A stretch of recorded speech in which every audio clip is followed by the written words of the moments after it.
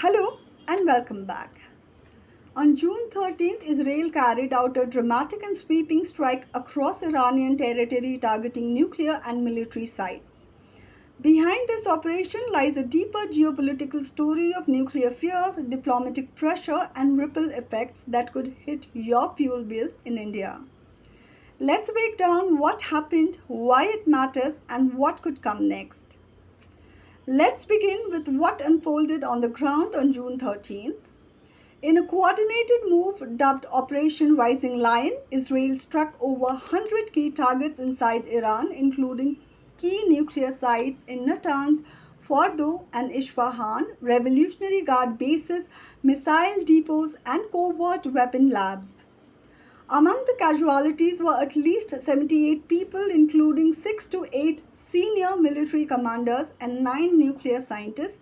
Over 320 others were injured. A collapsed apartment block in Tehran alone claimed 60 civilian lives, including 29 children. In retaliation, Iran launched Operation True Promise 3, a wave of over 150 ballistic missiles and 100 plus drones targeting Israel.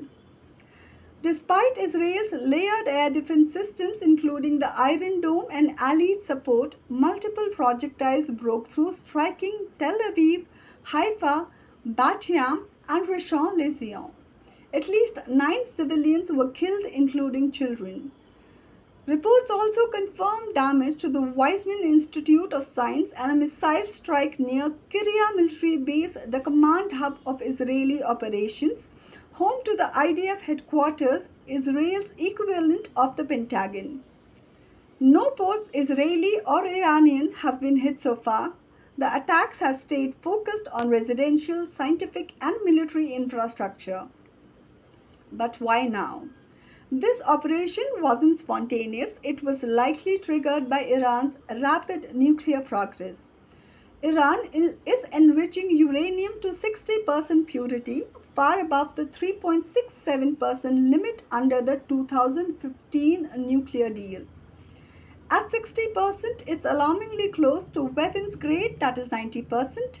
According to International Atomic Energy Agency, that is IAEA, Iran now has enough 60% uranium for up to 9 bombs and could cross the 90% threshold within weeks. For Israel, that looming threshold may have been the red line, prompting a preemptive strike to delay Iran's breakout potential. Meanwhile, diplomacy hasn't entirely vanished. Just days before the strike, Iran was engaged in a 6th round of indirect nuclear talks with the US, brokered via Oman and scheduled for June 15th. But after the attack, Iran's foreign ministry called the operation an act of war and declared the talks meaningless. Still, Iran's tone remains measured but firm, signaling that dialogue isn't entirely closed off. While the US hasn't participated militarily, it's applied strategic pressure. President Donald Trump warned Iran to return to negotiations or face further consequences. This puts Iran at a difficult crossroads: escalate further or return to talks under pressure. And while the missiles may seem far away, their impact is already being felt here at home. Brent crude prices surged over 8%, crossing $92 per barrel. The rupee slid to 86.20 per US dollar, prompting RBI intervention. India, which imports over 85% of its oil, faces short-term fuel price hikes and rising inflationary pressure. That said, analysts from The Hindu and The Economic Times believe the spike may be short-lived, driven more by panic than actual supply shocks.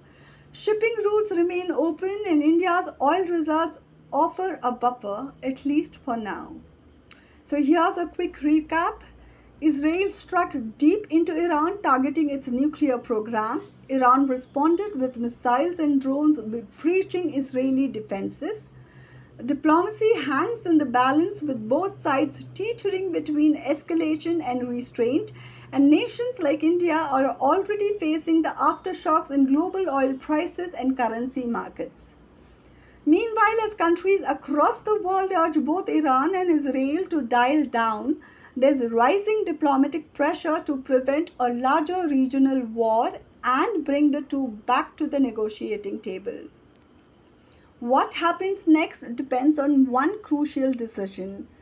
Will Iran double down or dial down?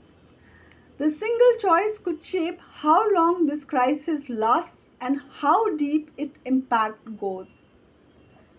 If this helped you see the full picture, like, share, and subscribe to stay updated.